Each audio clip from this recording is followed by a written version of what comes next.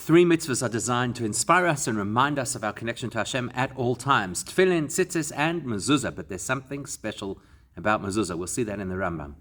The Rambam writes at the end of the halachas about mezuzah as follows. A person should be very careful about fulfilling the mitzvah mezuzah because it is an obligation for all people at all times. Every time that a person enters or leaves the house, the room that has the mezuzah, then they will encounter the Eibishter's oneness and His name. And that will remind us of Hashem's love for us and our love for Him. And that will wake us out of our sleep. And all the nonsense that we get involved in because of the nature of the time in which we live. And we'll also recognize that there's nothing that lasts forever except for knowledge of the Eibishter Himself. That will immediately bring us back to our senses. And the person will walk in the upright path. The sages told us, any person has tefillin on their head and on their arm. And they have tzitzis on their garment. And they have a mezuzah on their entrance. That person is guaranteed not to sin. Rabbi, because they have many reminders of how to behave. And these reminders become like angels that protect the person from sin. As the pasuk says, that the Eibishter encamps, so to speak, His angels around those who fear Him, and they save them. And that's how he ends that section on mezuzah, and then says, Brich Rachmana Desayin, blessed is the Eibishter who assists us. Obviously, the Rambam writes us at the end of certain sections of halacha, thanking the Eibishter for the opportunity to write that section of halacha, but in this case it has a deeper message too. Before we get to that message for Tzorch L'Havin, there's a practical question to ask. How come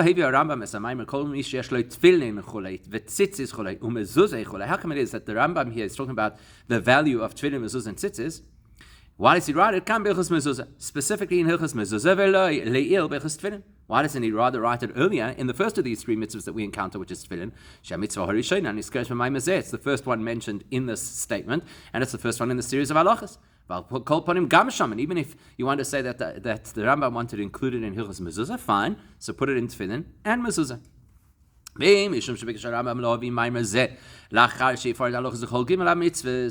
you're going to say, well, firstly the Rambam wanted to go through the halachas of tefillin, tzitzis, and mezuzah, and then tell us this principle that all three of them add so much value to our lives, in that case, then the Rambam should have brought it later, in the halachas of tzitzis, which are after Hilchos Mezuzah, which would mean at that point we have all the halachas of all three of these mitzvahs, and now you could sum it up by saying, in these three mitzvahs, protect us from doing wrong and wake us up to serve the Eibishter. Especially when you consider that tzitzis seems the most likely place to speak about remembering the Eibishter and remembering mitzvahs, because the principle of remembering what Judaism is all about is specified in the Torah with regards to mitzvahs, to tzitzis, as we say in our davening 3 times a day. You should see them and you should remember. We don't have that expression in Torah with regards to either tefillin or mezuzah. In fact, the Rambam himself makes this point at the end of Hilchos Tzitzis.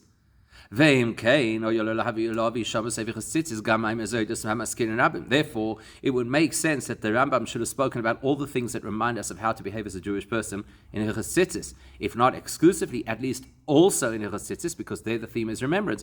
Why did he choose to put it specifically in the halachas of mezuzah? Yesera mizoi, in addition to which, the sages that he quoted,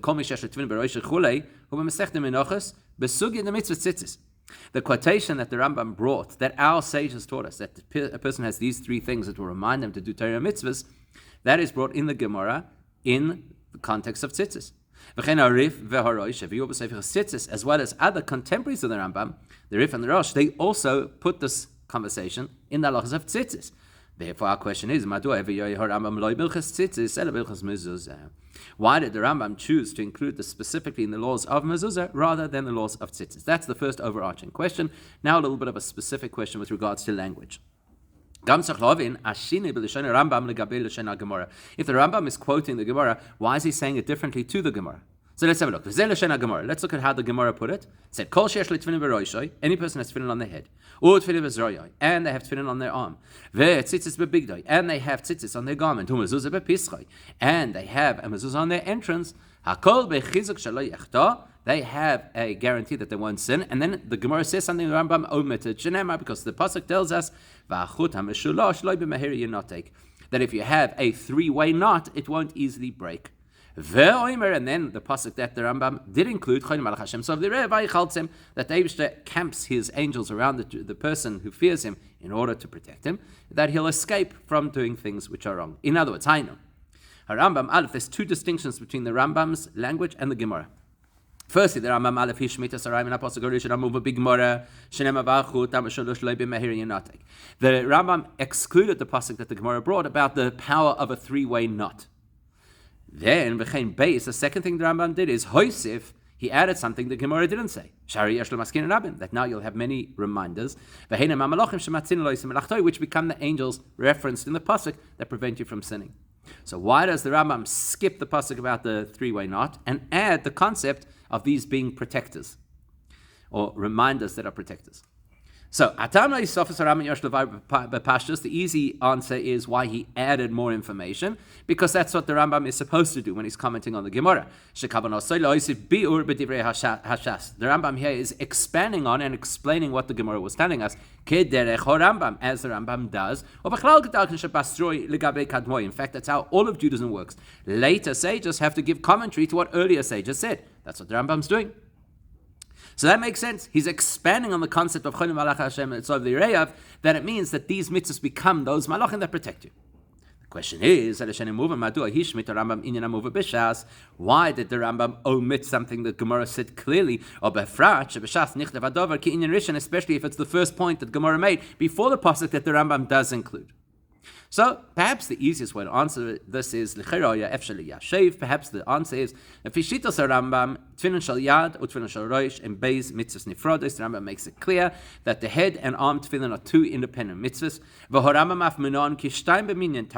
In fact, even on the Rambam's list of 613 mitzvahs, Tefillin Shel Yad and Tefillin Shel Rosh are listed independently. And if you go with that shita, that Tefillin Shel Rosh and Tefillin Shel Yad are two separate mitzvahs, it doesn't make sense here to be speaking about a three-way knot, because it turns out then it's a four-way knot. Because the Rambam shita here is that we're not referencing 3 but 4 mitzvahs. Okay, maybe that's an explanation. It's not a great explanation for two reasons. That's not a good enough reason why the Rambam would ignore something the Gemara said. Aleph, because first of all, okay, so the Rambam's shita is these are now 4 different mitzvahs that are listed over here. So, you don't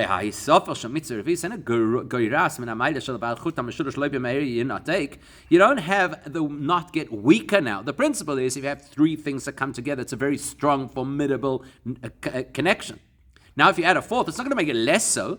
Because as we say often in the Gemara, if you have 200, naturally you've included 100. So if you have 4 mitzvahs, naturally you've included the power of 3 mitzvahs. It won't detract from that power. Number two, even more logically, whichever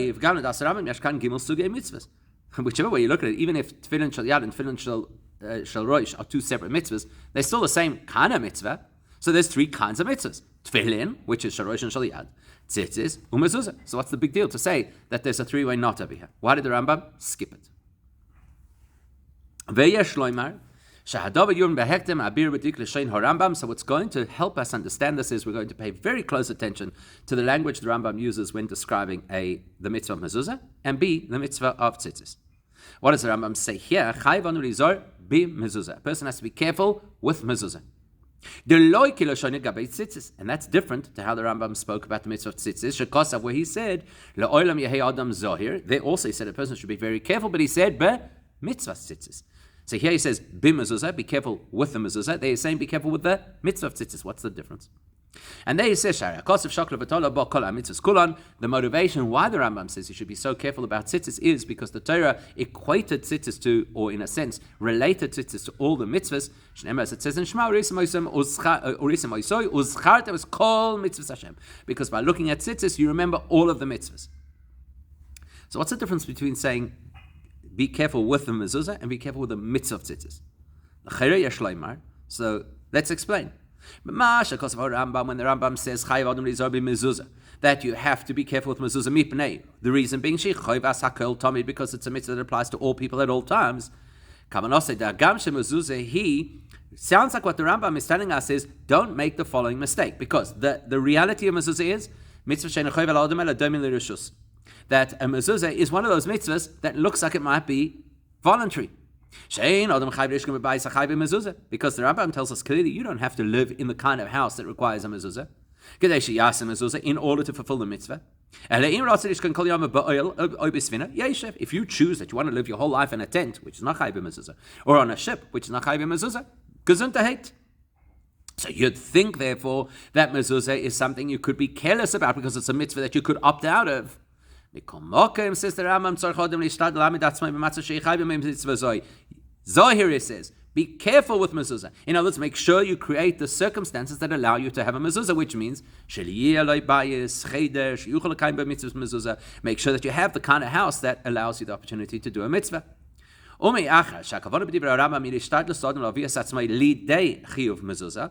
you can understand what the Rambam is telling us is that a person has to be careful to put themselves into the position that facilitates the mitzvah of mezuzah.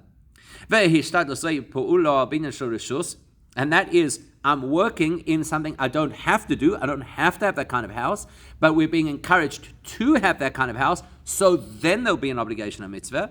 Okay, that's why the Rambam says be careful about the mezuzah, even before it becomes a mitzvah to have a mezuzah. Rather than saying be careful about the mitzvah of the mezuzah, which implies you're already obligated to do it, not just be careful that you do it properly. The Rambam is saying be sure to make the circumstances that would require a mezuzah. Which would also help us appreciate why, in the context of tzitzis, the Rambam says that you should always be cautious with the mitzvah of tzitzis. Even though you could argue the same thing, you don't have to have those kinds of clothes. Because by the time the Rambam says be careful with the mitzvah of tzitzis, he's already in the previous halacha told us the information, which is even though you're not obligated to go out and buy the kind of garment that requires tzitzis in order to put tzitzis on it, it's not ideal for a person who cares about Torah mitzvahs to wriggle their way out of this mitzvah. So you should always be really careful to find yourself wearing a garment that requires tzitzis, so you have the opportunity for that mitzvah. When you're davening, you have to be extra careful to have tzitzis, because it would be a disgrace for a Torah scholar to daven without being wrapped up in a talis. So let's put that back into the context. The intention the Rambam has in the next halacha, that you should be very careful about the mitzvah of tzitzis. He's not telling us that means be careful that you make sure to have a garment that requires tzitzis, because he already told us that. The Rambam gave us a lot of detail about the fact that you should make a point of having a beged that requires tzitzis. And now he's saying in a separate halacha, be careful with the mitzvah of tzitzis. His intention there is, when you have that beged that has those tzitzis, make sure that you're always wearing it. Make sure that you are zohir in the mitzvah of tzitzis. That's why in that context the Rambam's expression is mitzvah tzitzis, be very careful with them, mitzvah of tzitzis,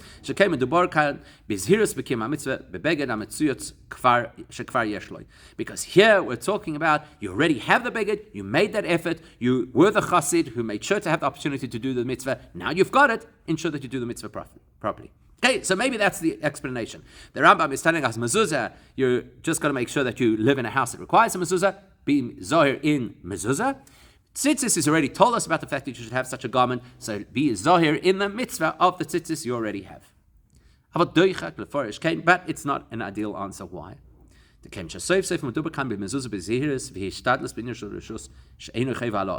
it's true that the Rambam is telling us to do something which we're not required to do, to design our home in such a way that it has doorways that require mezuzahs, How do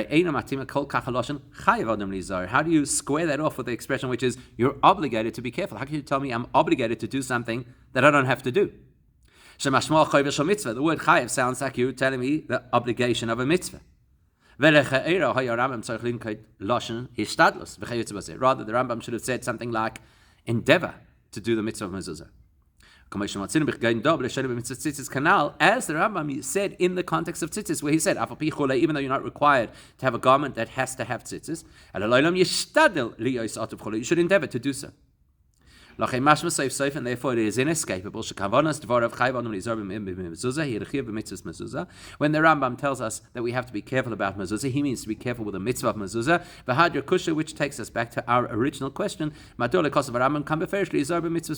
why didn't he say mitzvah mezuzah? Why did he say the mezuzah? We'll unpack this, and in doing so, come to appreciate why mezuzah is fundamentally different to tzitzis and tefillin, which in turn will answer why the Rambam chose to tell us about the reminders in the laws of mezuzah. So, what's different about a mezuzah? When the Rambam tells us that you have to be cautious or be enthusiastic about this mitzvah, he's not telling us, be careful that you do the mitzvah, put the mezuzah on your door. What he's telling us is you need to be alert to what the mezuzah as an entity is supposed to do in your life. As the Rambam spells out for us. What does it mean? The impact of the mezuzah on your life. Anytime you enter or leave your house, you'll encounter the Eibishter's oneness and his name represented by the mezuzah. And remember to love the Eibishter and wake up from all the nonsense and sleep of living in the world. And there's nothing permanent except for the Eibishter, and you need to know that. And that will immediately bring you back to your senses. And you'll live a proper life. So this concept that the mezuzah has this effect on us. Every time we walk in, every time we walk out, it inspires us, it awakes us. That's not. We're not doing the mitzvah at that point in time. We've already done the mitzvah, and the mezuzah is already on the door. It's not the mitzvah that's affecting me. So what's affecting me? Because the mitzvah was putting it on the doorpost. How that mitzvah then has continuity is because the mezuzah is still on the door. And I don't fulfill the mitzvah of mezuzah only each time I walk through the doorway. As long as the mezuzah is on my door, the mitzvah is ongoing. So what's the Rambam highlighting about walking in and out? In other words, here, the Rambam is not focused on me, the gavra, the individual, fulfilling the mitzvah by putting the mezuzah on my door. Here, the focus is the exact opposite. We're not talking about what I do for the mezuzah. Here, we're talking about what the mezuzah does for me. Because the mezuzah contains within it the expression of oneness of Hashem, the name of Hashem. That should inspire us that we should wake up and snap out of the nonsense and serve the Eibishter and love the Eibishter. Well, if he's a nim, so in other words, what the Rambam is illustrating to us is there is the mitzvah of affixing a mezuzah to your door, and in addition to that, there is the awareness, the zehirus, the caution about being plugged into what the mezuzah is all about. Once you have the mezuzah on the door, then what happens next is I have to be aware of, I have to be connected with the mezuzah and what it represents. That every time I go in and out, that mezuzah should have an influence on me, wake me up, to the extent that that's what inspires me to follow the correct path. So it's not what I am doing by fulfilling the mitzvah of mezuzah, it's what the mezuzah is alerting me to by being there. And now we can understand why the Rambam brought this concept of these three reminder mitzvahs specifically in mezuzah, because mezuzah is different to the others. He began because yes, tefillin reminds you to serve the Eibishter, and yes, tzitzis remind you of all the mitzvahs, but the mezuzah, it is the item itself that reminds us. What does that mean? The Gabek Tefillin Kosav Rambam. So the impact that the tefillin has on us, the Rambam describes as follows: Kedushas HaTefillin Kedushas Gedolah. He says the holiness of tefillin is very great. Because as long as a person has tefillin on their arm and head, who honor Virei Shamayim, the person will be humble and they'll be in awe of heaven. And the person will not be drawn into ridicule or into speaking nonsense. Won't have inappropriate thoughts. But the person will direct their thoughts and their focus onto things of justice and things of truth. That's why you should have the tefillin on as long as possible, because all day long, ideally, because that's really the mitzvah. In other words, the experience of the tefillin will invest kedusha into us. What did the Rambam say with tzitzis, which we've already mentioned? That the Torah chose to make all mitzvahs contingent on tzitzis.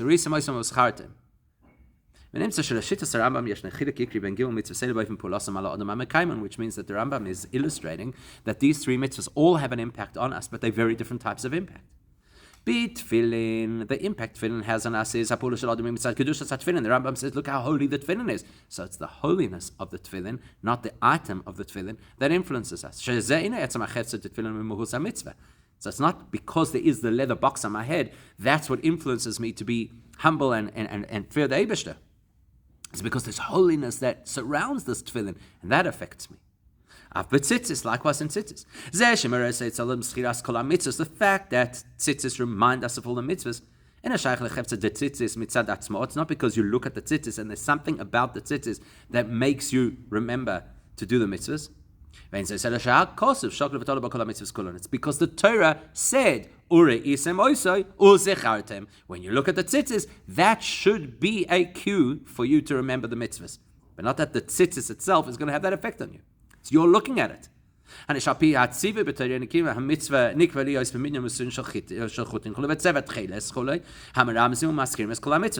that the Torah defined that you have to have X amount of strings with X amount of knots, so that they will remind you of the mitzvahs, and you have to have the kala of tcheles, which reminds you of the shamayim. So these are all elements of the mitzvah to remind you to focus on Torah mitzvahs.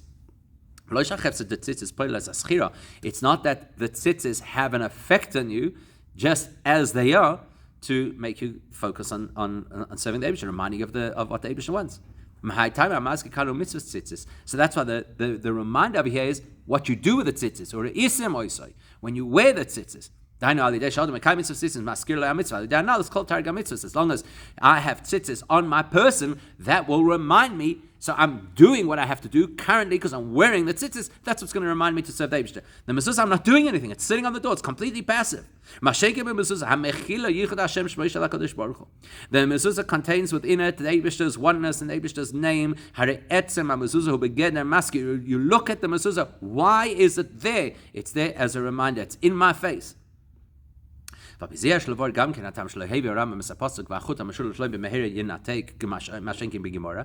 helps us appreciate why the Rambam did not like the Gemara quote the pasuk that speaks about the power of the three-way knot. Because when I analyze the thought that a three-way knot is not easy to break, that implies that these three mitzvahs, tefillin, mezuzah, tzitzis, biyosin sholosh yagdov, all together, they will protect the person from sin. Which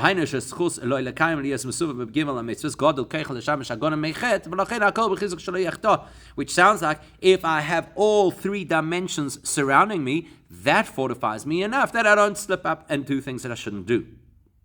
That's not what the Rambam wants to say. The Gemara is telling us generically, these three protect us. The Rambam's being specific. How they work is different. It's not because the three of them together form some kind of a magical formula or spiritual formula to protect us. It's that tefillin brings holiness into our life, and tzitzis forces us to focus on certain ideas, and mezuzah is there as an inspiration. Therefore, in the Rambam's approach, the idea of the three working together to make a knot is not the point he wants to illustrate. And that's going to help us address something else which is unusual. We mentioned right at the beginning, which doesn't really belong here. The copies of Rambam that we have access to conclude Hilchas Mezuzah with that gratitude to the Eibishter. Thank you, Eibishter, for helping me.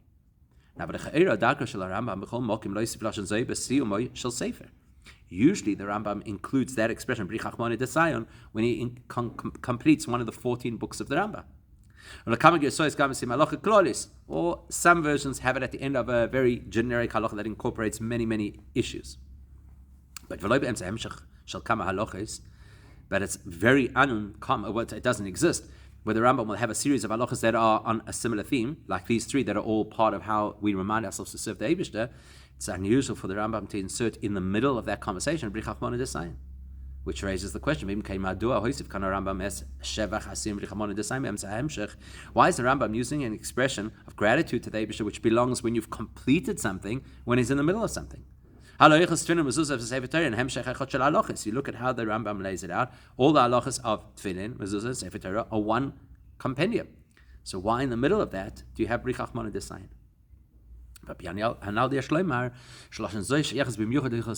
Based on what we explained, that the mezuzah has this incredible impact on our lives, that impact is implied in this phrase, Brit Chachmona Desayin. The three mitzvahs that we're looking at, Tefillin, mezuzah, v'tzitzis, what they are supposed to achieve is to impact a person and to assist a person to serve the Eibishter. Out of the three, the one that is the greatest aid to a person doing what the Eibishter wants is mezuzah. Why is that? Because it is the one mitzvah out of the three that the Rambam identifies, where the whole entity of that mitzvah is expressing divine oneness. As the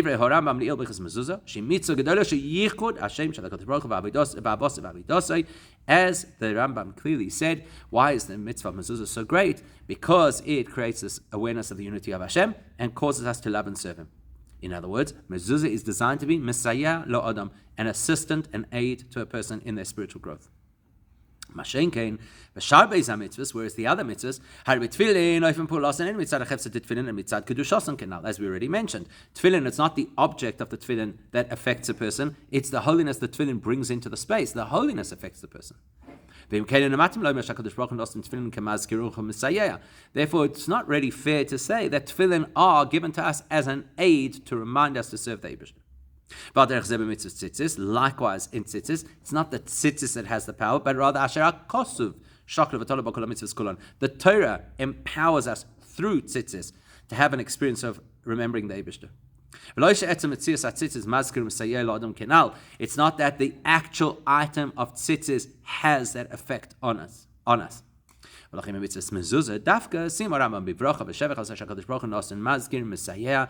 why when it comes to the end of mezuzah, which is designed to be an aid for our spiritual growth and progress, that's where the Rambam uses the expression, Brit Chachmona Desayin, look, thank you, Eibishter, for giving us a mezuzah that aids us and assists us in order to grow in our Yiddishkeit. Boy, we can take that deeper. The fact that the Rambam used that expression, thank you, Eibishter, for being Messiah, for assisting us, that gives us an even better understanding and appreciation of what distinguishes mezuzah and its effect on us from tefillin and tzitzis. Because the concept of being an assistant or an aid, so the first thing is, if I'm aiding you to do what you need to do. But if I step in instead of you and I do everything for you, I'm no longer an assistant. I've now kind of stolen your thunder. Right? If I'm the one stepping in and now doing the whole show, I'm no longer your assistant. I've overtaken you. On the other hand, and on the other hand, if I give weak assistance that doesn't really help you to conclude and complete what you have to achieve, well, then that's not really help. And that's exactly what distinguishes mezuzah from the other two, from tefillin and tzitzis, and what makes the mezuzah so special. As we already saw, the Rambam describes tefillin as that thanks to the fact that tefillin have such great kedusha, as long as the tefillin are on your person, Hu ana v'yirei shamayim. The person is humble. The person fears God. And it's not going to get caught up into nonsense and wasting time. And won't have inappropriate thoughts. And will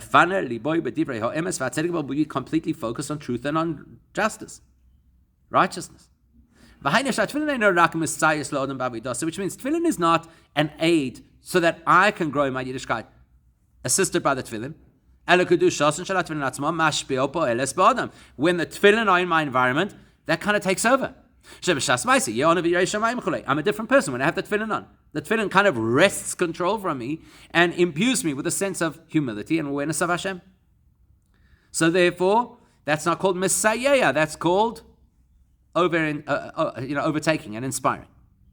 Mitzvahs tzitzis, on the other hand, with tzitzis, where the Torah links all mitzvahs to tzitzis, because you look at the tzitzis and remember the mitzvahs, it's the other end of the story. All the tzitzis does, it reminds you, mitzvahs exist. Nobody suggests that just because the tzitzis remind you that there are mitzvahs, that assists you to fulfill those mitzvahs. Yes, tzitzis is a reminder of all the mitzvahs.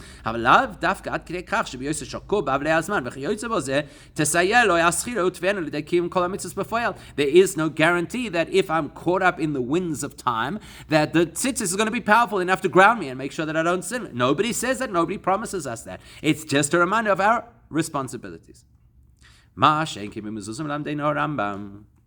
Whereas with the mezuzah, the Rambam tells us, anytime that a person goes in and out, he will encounter the Eibish's name, the Eibish's name in oneness. That's going to remind you to love the Eibish. And it will wake you up from the nonsense. And you'll realize that nothing is forever except the Eibish. That will inspire you to catch a wake up and behave like you should. Claim in other words, so on the one hand, it's not like tefillin. That any growth that a person has is, well, that's because I have the tefillin on. The tefillin are pushing me right now. No, it's not me. It's the tefillin. Whereas with the mezuzah, the fact that the Eibush is represented by the mezuzah, that reminds me. It's going to remind me how I should behave. But I still have to behave. On the other hand, the mezuzah is unlike tzitzis, where the Torah linked all the mitzvahs to looking at the tzitzis and remembering what we should do. But just knowing that and being aware of those mitzvahs is not going to shift me. Whereas the mezuzah's impact is where the person does change because of the exposure to the mezuzah. Other day she is korav also because he's going to remember to love the Eibush and to snap out of all the nonsense of this world. To the extent that the person refocuses and the person begins to behave in an appropriate way. Nobody's doing it for them, and nobody's just alerting them to information. They're inspired. But we move on. So therefore, the truest form of being an aid or assistant that will eventually wake the person who's being assisted to acknowledge and thank the Eibishter. That's something relating to the mezuzah. Because the mezuzah helps us to move forward. It doesn't move forward on our behalf. It doesn't just point a direction. It helps us to move forward. Which explains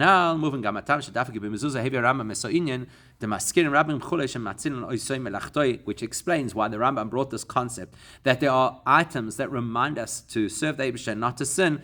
He brought it in Hilchos Mezuzah, not in Tefillin, which was first, and not in Tzitzis, which is the Samach. Because that's really what a reminder is. The ultimate purpose of reminders is not just to mention something, in such a way that it can't actually influence behavior, or at least influence to the point that it's considered as if we did the behavior. But to borrow a phrase from the Megillah that Chassidus speaks about a lot, which is nizkarim v'nasim, that when you remember things, you act on those things. That to have a reminder should translate into a behavior.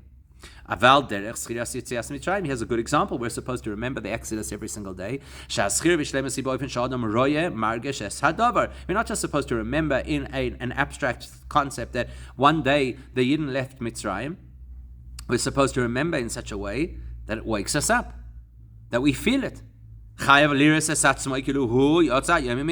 we look at it and we say, it's as if today I am personally living Mitzrayim. That kind of awakening, that kind of reminder, that's what the mezuzah achieves.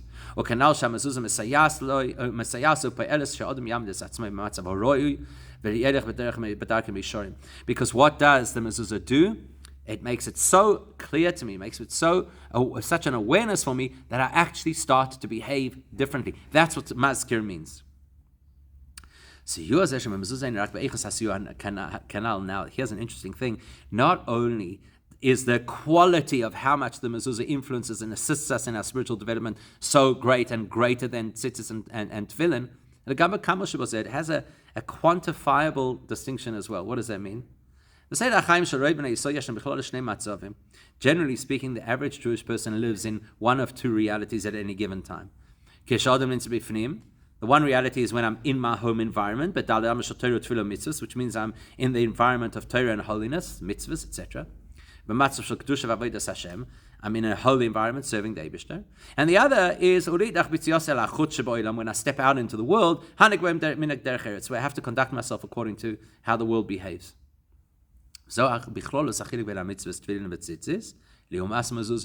That also is part of the distinction between how tefillin and tzitzis operate versus how mezuzah operates. When I fulfill the mitzvahs of tefillin and tzitzis, what I'm doing is I'm putting something onto my body. The tefillin goes on my head and arm, the tzitzis go onto my person, and that surrounds me. I'm now in this spiritual armor called mitzvahs. I'm in the spiritual indoors. These are things that surround me, keep me away from the nonsense out there. I'm in the Eibishter space. Whereas the mezuzah, which is on the doorway, and it's supposed to be on the part of the doorway that is closer to the outside.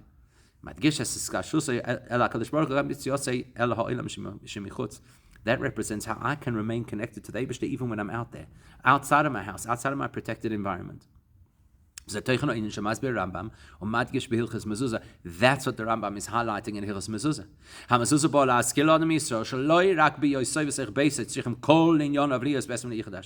The mezuzah reminds us that it's not good enough to be a frum Jew doing everything the way that the Eibishter wants in my protected environment, home, shul, beis medrash.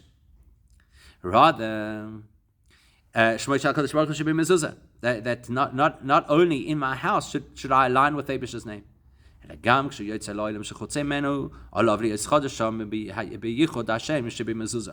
But even when I go out into the world as somebody who's completely imbued with the oneness of Hashem via the mezuzah. When I encounter the Eibishter's name in the mezuzah, that should affect me. That even if I'm caught up in all the nonsense of the modern day and age, I will be reminded to love the Eibishter. I'll wake up out of my nonsense. And even that's not enough. It's not just good enough to wake up, it has to have a very meaningful, profound personal effect on me. To the extent that I know with clarity, nothing else lives forever except the Eibishter. And that becomes my clarity of how I know and perceive the world, which then translates obviously into behavior, that I behave as the Eibishter would want. And when a person reaches that point, even when they're outside of their holy, protected house, their spiritual environment, you still serve the Eibishter appropriately. Then the person has the Eibishter's assistance, and they feel the assistance. To the extent that the person actually expresses this and exclaims in gratitude to the Eibishter, Brich Rachmana Desayan, blessed is the Eibishter who has helped me to be able to face up to the challenges of this world, not be dragged down, not be distracted, and to be able to actually serve the Eibishter properly.